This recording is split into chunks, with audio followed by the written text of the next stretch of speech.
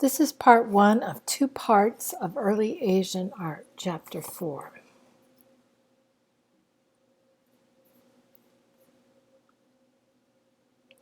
So here's our map of Asia. Some of you might be a little familiar with it.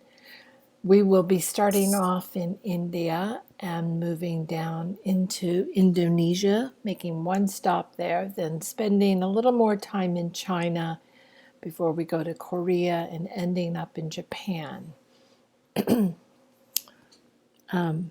Notice the red line that extends across the northern part here through Samarkand. This was a communication road bringing goods back and forth between Asia and Europe for much of history. It's a very interesting subject, but we're going to see one slide, I think, that relates to that. Anyway, notice also that as you can look at this map and you can see these cities, these sites that our artworks are coming from, that everything is on a river. So that rule of water is life still applies here. You just cannot live where there's not fresh water. So our earliest art is this one piece from the Indus civilization of India, and it's called that because it was on the Indus River. And it's the only piece we're going to look at from this time period, and then we're going to jump way forward. But this is included just simply to show you the sort of sense of proportions, the sense of roundness of sort of this fully formed human figure that was created long time ago in India. And this sort of round, this sensual roundness, these forms will also continue into much later art. Sensual naturalism is the term I was looking for there. So moving on, now we're jumping way ahead. And we're going to talk about the foundations of the religions. And that's kind of the entry point for the artwork that we're going to see in Asia. It's not my area of specialty, again. So as I looked this over early on and tried to figure out how to best open this up to students, I figured just sort of going through the door of religion would be handy. So in India now, they had their foundation tales, their legends of where they came from and where people came from and how the world is, their cosmology, all that stuff, is in a text called the Upanishads. And they came from around 800 to 500 BCE from the Ganges area. So they're old, but they're not anything as old as Sumer or Egypt. So religious thinkers wrote the Upanishads, and this is where you first find the concepts of samsara, which is the cycle of rebirth, and karma, the balance sheet of past actions that determines the next incarnation, and moksha or nirvana, which is the sensation or liberation from the samsara, that wheel of rebirth, of reincarnation. So basically, the samsara was a system where your spirit or the spirit of a human or any animal would accumulate karma through every incarnation. And depending on what you did in that incarnation, you could get good karma or bad karma. If you got good karma, that meant that your next incarnation, you would be up on a slightly higher plane of existence.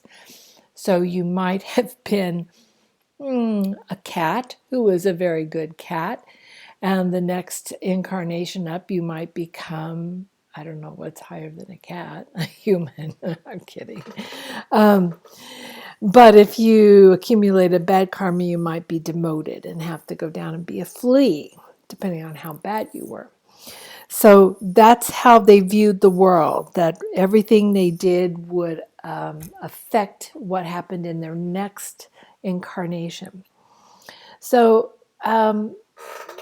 within that is this release, within this cosmology is a release from this recycling, whereas if you do extremely well and accumulate a lot of good karma, you could actually break free of that cycle. And it doesn't explain what nirvana is, but it is basically your life force or your spirit merging with the great cosmic one. So in this belief is also the sense that there is one big cosmic spirit, that it is sort of the goal of every lesser spirit to merge with. And that was, it says merge with vital force down there. So we're going to talk about Buddha first and Buddhism. And so I'm going to tell you the story of Buddha's life, but I also need to point out that these images of the Buddha are much later. I put it in that little caption over there, but I'm just using this to illustrate so you can understand. Yeah, it's visuals. Otherwise, there's no pictures. So the dates of Buddha's earthly life vary, but around 563 to 480 BCE was when he lived. His death possibly 483 to 400. You see, it's very, very vague. The Buddha's name was Siddhartha Gautama, and apparently he was spoiled and sheltered, very rich, sort of upper-class Indian kid. He believed what I just told you about the cycle of rebirth. And so he realized that he was a human and he must have cycled up through a lot of different beings to get that high. And so he saw this as his chance to escape the cycle of rebirth. So when he was an adult, he abandoned his family, and this was at the age of 29, to seek enlightenment and knowledge for the way out of samsara. So he meditated, he sought advice from yogis, I assume, and or gurus. And 6 years later, so it took him 6 years, and he succeeded when he was meditating under a peepal tree. So let's look now here. This was his legendary birth, where it looks like the infant is somehow coming out of this woman's body. And this is his revelation when he achieved nirvana under this tree, the peepal tree here. And I know I have to interpret this because it's not really, really clear. But there he sits meditating. And we'll talk more about images of Buddha later. This is just, as I say, to illustrate his biography.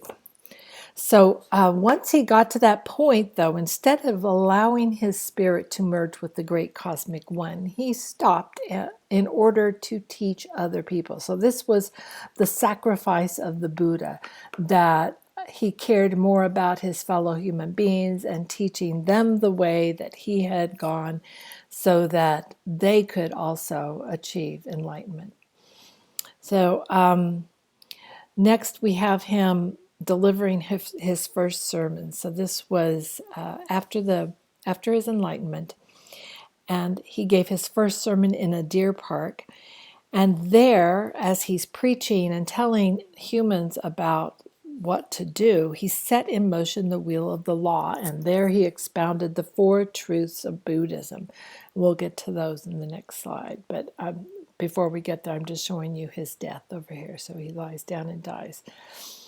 Now, this is what I was just telling you. After achieving nirvana, the Shakyamuni Buddha preached his first sermon in a deer park and set in motion the wheel of law, expounding the 4 truths of Buddhism. Number 1, life is suffering. Number 2, the cause of suffering is desire. Number 3, one can overcome and extinguish desire. Number 4, the way to do that is to follow the Buddha's Eightfold Path.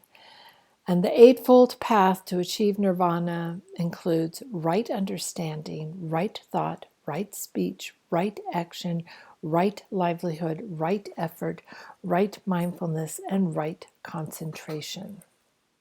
Easy peasy. Now, after Buddhism started, so he was teaching and this caught on and other people were following him, so it becomes a thing, kind of like the cult of Buddhism, where we have a leader and a follower. And this piece here represents some of our earliest Buddhist art. And I want to point out that the early Buddhist art does not have any image of the Buddha on it. This is a lion capital. So here we're going to do a little bit more talking about the culture at large. So Indian culture in 326 was invaded by Alexander the Great, the Greek. You'll hear more about him when we get to Greece. Alexander reached India, and then he had a lot of difficulties, the exact truth of which is, still not known for sure, but he turned back toward home. Nevertheless, Greeks had come to India. One of the Indian leaders was Chandragupta Maurya, and he united India to repel one of Alexander's generals. This was the Maurya dynasty, and it marked the beginning of monumental stone art and architecture in India. So the assumption here is that they weren't doing anything large in stone until they came in contact with the Greeks. I'm just sort of connecting the dots for you. So Ashoka was the greatest Mauryan ruler, and he converted to Buddhism, and he aided in its spread. So when you have a ruler who adopts a religion, it really helps it spread tremendously. So this ruler, Ashoka, became a Buddhist. So he set columns up. This one was at Sarnath, but he set up columns in several places, I assume, and put this lion capital on the top of it. This is around 250 BCE. It was carved of a single piece of stone. There are 4 lions underneath the paws of the lions. We see 4 wheels, and these represent the 4 quadrants of the earth. Stylistically, it is like Persian work. So I hope you can remember back in chapter 2, we talked about the Persians. We saw lions. We saw lots of lion motifs in the ancient Near East. Just pointing out this is India, and as far as I know, there are no lions in India. So let's see. These are what I'm comparing it to. So sometimes there are parallels across cultures, and it's always good to sort of make a mental note of that. That sometimes similarities do not equate to contact, but in this case, the evidence is pretty strong. So here's the Persian capital that I showed you when we were looking at Persepolis. Here is the lion in relief from the Ishtar Gate area of Babylon. And here is the Stele of Hammurabi, which is like the Ashoka column because this was embedded deep into the earth and carried, I believe, the engravings on it of the law of Ashoka. So similarities, not necessarily connections, but some connections. Now here's another piece of real early Buddhist art, and again, no images of the Buddha on this. So this is the Great Stupa at Sanchi. This is where, following the death of the body of the Buddha, it was cremated, and his ashes were placed in this mound, which is also referred to as sort of the great mountain of the earth. And the term is stupa for what it is. So pilgrims would come to be near Buddha's energy, and they would move around the stupa in a symbolic path around the world mountain. So I'm going to show you a few more, but just want you to see it from this angle. And up here, this represents a railing, and there's a path up at this level. And there are gates, 4 gateways. You can see one over here. Oops, sorry, I did not mean to move that. One over here and one there. So here's a diagram showing from front on. You can see 3 gateways showing here, and the pathway, the stairways leading up to it. And just notice, I always like to point out things that are make your life easier, that there's a lot of terminology here, a lot of new vocabulary. The only thing you need to know is stupa. okay? The great Stupa at Sanchi. And we're not going to go that deep into any culture. I'll definitely tell you when we are. Now here's another picture, and this is a detail from the gate. This is a little bracket hanging down here. You can see this figure there. So here she is. She's called a Yakshi, and the Yakshi is a figure that predates Buddhism. So this is, and I didn't even mention sort of the indigenous religion, but there were beliefs that are more in keeping with other early cultures where they worship nature and fertility and things like that. And the Yakshi was part of that tradition.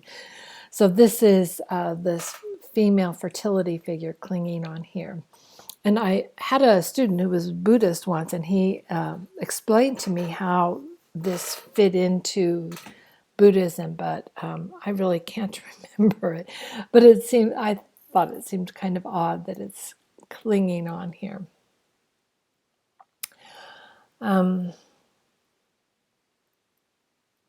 So moving on, there's our Yakshi on the right and an earlier Yakshi on the left. So you can see her similarity, and she's obviously very fertile. She has very large breasts, ready to take care of babies. Now here's our first image of a Buddha. So also have to point this out. I mean, it's a quiz question, and it's kind of a trick question. A lot of students fall for it. But the earliest Buddhist art has no images of the Buddha. This one now is 2nd to 3rd century CE. And if you want to read that text over there, you can pause this video and do all your reading. It's usually easier. So the first images of Buddha appear as objects of worship. This Buddha from Gandhara is relatively naturalistic. People have wondered if there's some Greek influence going on here too. Buddha delays enlightenment to teach others the way, so he is self-sacrificing. The standing Buddha here has relaxed elegance. His rounded form is enhanced by rhythmic curves on its robe. The drapery is wet and clinging. So I think you can see, obviously he has a left leg sort of identified by the clinging drapery shown there. And it even shows a cord tied around his waist. So the early Buddha images show him as a simple monk. So he's wearing a monk's robe, and he has several attributes. We'll talk about those presently. So here are the symbols of Buddhist art, the seated Buddha there. So lotus flowers symbolize spiritual purity and cosmic harmony. The lotus throne represents nirvana. The chakra is an ancient sun symbol with a meaning that changes based on the number of spokes. So you can see the chakra down there. The Buddha is distinguished by 32 different attributes. And I should say an attribute is some aspect of their appearance that helps identify them. It is a term that I will use in many cultures. So it's a useful kind of generic term. What are the attributes of Buddha? Well, there are 32 of them, but you don't need to learn them all, but you will learn a few of them. One attribute is the Ushnisha. He has a little top knot on his head. The second attribute is the urna, or a dot or a third eye in between his eyes. Another attribute is his long earlobes. And as I said, he's usually shown, but not always shown, as a monk meditating. And then he holds his hands in a mudra. So the mudra is a different hand position, and they have different meanings. So it says right over here, mudras are ancient symbolic hand gestures that signify different states of being. So shown is the Ojjhana mudra, a gesture of meditation and balance. You will see more. So here's another early Buddha, this one also seated. This time his monk's robe is pulled off, revealing an almost bare chest. But the other attributes are present. He's got his little top knot. He has long earlobes. He has a dot between his eyes. And he's holding up his hand in a different mudra. This is the have no fear mudra. This is also called Buddha sitting on a lion throne. I think well, it doesn't say it there, but it's what he is. He's sitting on a lion throne. And there are male equivalents of the Yakshi up here floating around. So just connecting it there. Now here's an interesting figure. This comes from a rock-cut cave at Ajanta. There are many rock-cut caves dating from about the 5th century. And this is a bodhisattva image from Cave 1. Bodhisattva, that you see here, represents the Buddha's act of delaying his own nirvana in order to help others achieve theirs. So the Bodhisattva Buddha looks completely different from the Buddha we just saw, who seems to be meditating. The Bodhisattvas tend to look more prince-like and worldly. So this is called a Bodhisattva Padmapani, and his attributes are he has long hair. So I hope you can see this Buddha has very long hair. This Bodhisattva. And he holds a blue lotus. So his right hand is holding this little flower here, and you can barely see blue on the tips of the petals now. He's also got a necklace on and a big crown on his head that seems to be hiding his top knot. All that's just part of being a bodhisattva. He's very elegant, very decorative. This was the style exported with Buddhism when it spread in Asia, and it will spread in Asia. I also have a note here that there are several branches of Buddhism. Now, next we're going to look at the religion of Hinduism, which is another indigenous religion in India. And unlike Buddhism, it is theistic, and in fact, it is polytheistic. Yeah, I just want to point out as we move beyond Buddhism that there was no deity. There was no deity identified with any personality or any will. There was a great cosmic one. And it's quite different from Hinduism. At least I think they're quite different. They started off differently. So Hinduism is polytheistic, as I just said. There are 3 sects. They drop on the text of the Vedas, and each emphasize a different supreme deity. Vishnu is a benevolent god working for order and well-being in the world. Shiva is both creative and destructive and is known as the Lord of existence. Devi is a goddess who controls riches, fertility, wrath, and power. And Brahma is the creator embodying spiritual wisdom.